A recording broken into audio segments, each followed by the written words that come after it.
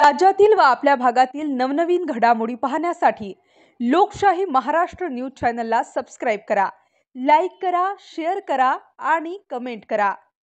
परिषद घेतलेली आहे, त्याचा उद्देश काय आणि तुम्ही काय शासनाला आव्हान करणार? आज शक्तीपीठ शेतकरी संघर्ष समिती सांगोला यांनी ही शक्तीपीठ महामार्गास विरोध म्हणून ही आजची पत्रकार परिषद घेतलेली आहे। सर्वप्रथम या सर्व शेतकऱ्यांनी या शक्तीपीठ शेतकरी संघर्ष समितीचं अध्यक्षपद माझ्याकडे दिलं, त्याबद्दल सर्व शेतकऱ्यांचं मी मनापासून आभार मानतो।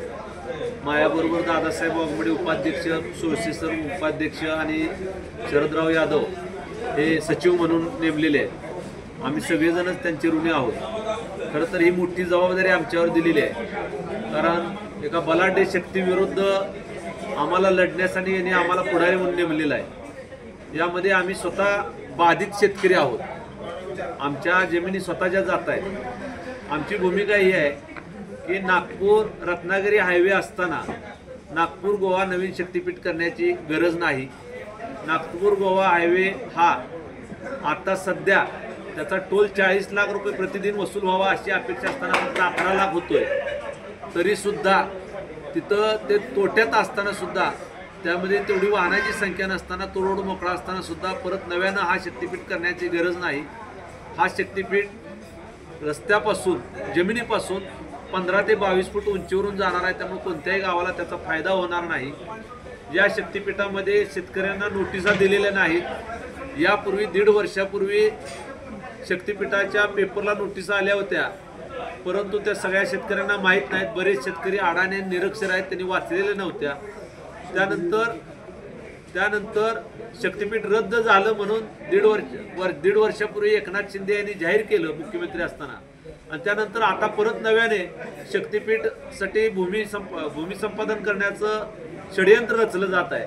वास्तविक शेतकऱ्यांना कंपल्सरी नोटीस देणं बंधनकारक आहे, ती नोटीस दिलेली नाही।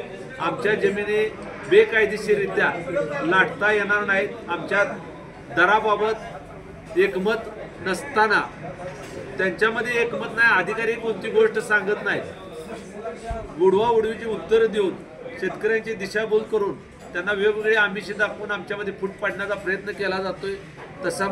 त्यासाठी काही एजंट जे शक्तीपीठ महामार्गासाठी ठेकेदार नेमलेले आहेत, त्यांनी काही एजंट गावोगाव नेमलेले आहेत, ते आमच्यामध्ये दुफळी पाडण्याचा प्रयत्न करत आहेत। आणि अशा वेळेस आम्ही लढाईचा निर्णय घेतलेला आहे। या राज्यातले जे शेतकरी नेते आहेत, जे भूमिहीन होण्यापासून वाचवणारे आहेत, ज्या जमिनी जाण्यापासून वाचवणारे नेते आहेत, त्यांनी दिनांक 1 जुलैला कृषी दिनी शेतकरी दिनीच आंदोलनाचा इशारा दिलेला आहे, चक्काजाम आंदोलनाचा इशारा दिलेला आहे। त्यानुसार आम्ही निर्णय घेतलेला आहे, 1 तारखेला अनगडाळ टोल नाक्यावर आम्ही टोल नाका ही चक्काजाम रस्ता रोको करणार आहे, त्याचं निवेदन देणार आहे।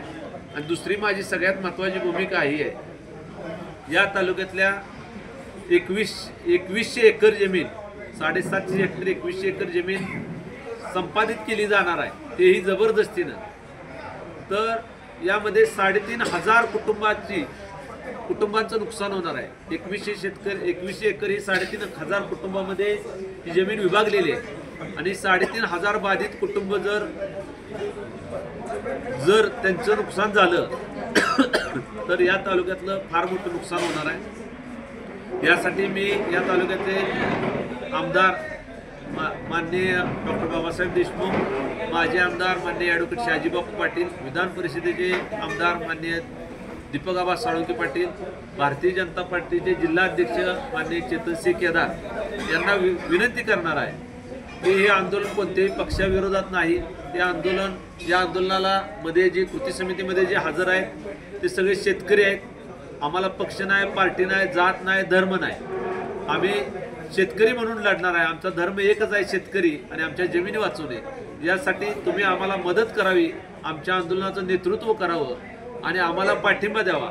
आमच्यावर पोलीस बळाचा वापर केला जाणार आहे, आमच्यावर केसेस दाखल करण्याचा प्रयत्न केला जाणार आहे। त्यावेळेस तुम्ही आमच्या पाठीशी शेतकरी म्हणून राहावा, कारण तुम्हाला याच तालुक्यातल्या शेतकऱ्यांनी मदत आजपर्यंत पिढ्यानपिढ्या मदत केलेली आहे, तुमच्या सगळ्या कुटुंबाला मदत केलेली आहे। त्यामुळे माझी विनंती आहे, त्यामध्ये मी एका कुटुंबाचा भाग आहे, माझी विनंती आहे की या अशा कठीण प्रसंगी, शेतकऱ्याच्या कठीण प्रसंगी आपण ताकदीनं उभं राहिलं पाहिजे. आणि माझी शासनाला एकच विनंती आहे की आमचं कोणत्याही पक्षाविरुद्ध आंदोलन नाही, सरकारच्या धोरणाविरुद्ध आंदोलन आहे. तुम्ही जोपर्यंत स्पष्टपणे आमच्या समोर येत नाही, जमिनीचे दर स्पष्टपणे जाहीर करत नाही, जमिनीचे दर स्पष्टपणे जाहीर करा, प्रत्येक शेतकऱ्याला पर्सनल नोटीस द्या आणि त्यानंतर आम्ही शेतकरी एकत्रात येऊन मिटिंग घेऊ आणि त्यानंतर आम्ही निर्णय घेऊ.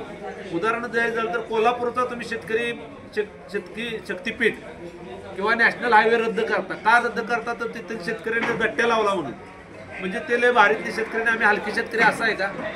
कोल्हापूरचे शेतकरी बंद पाडू पण शकतात एकजुटीनं, तर मग सांगोला तालुक्यातला शेतकरी का कमी पडेल? तुम्ही त्यात भेदभाव का करताय? कोल्हापूरच्याने विरोध केला म्हणून तिथून घेऊन जाणार नाही आणि सांगोल्यांच्यावर अतिक्रमण करणार आहे का? आम्ही ताकदीने विरोध करू. आम्हालाही हे शक्तीपीठ नको आहे, ते रद्द करतील. हे वयस्कर माणसं माऊलीसारखे आहेत, आपण बघताय. ज्यांच्या जमिनी जाणार आहेत त्यांच्या 2 ठिकाणी, शेटपळेला जाणार आणि मेथोड्यालाही जमीन जाणार, अशी बरीच माणसं आहेत. तर मी विनंती करणार आहे की सरकारला याद्वारे विनंती करतोय की कोणत्याही परिस्थितीत आमचं तुमच्यावर प्रेम आहे. आम्ही सगळं तुम्हाला, तुमच्या काही गोष्टी आम्हाला मान्य आहेत, फक्त आमच्यावर अन्याय करून शक्तीपीठ लादू नका, शक्तीपीठ रद्द करा, हीच आमची भूमिका आहे. आमची दुसरी काही विनंती नाही सरकारला. आम्हाला अनुदान द्या म्हणत नाही, काय म्हणत नाही, फक्त आमच्या जमिनी वाचवा, आमच्या लेकराबाळाचं भविष्य आहे ते वाचवा.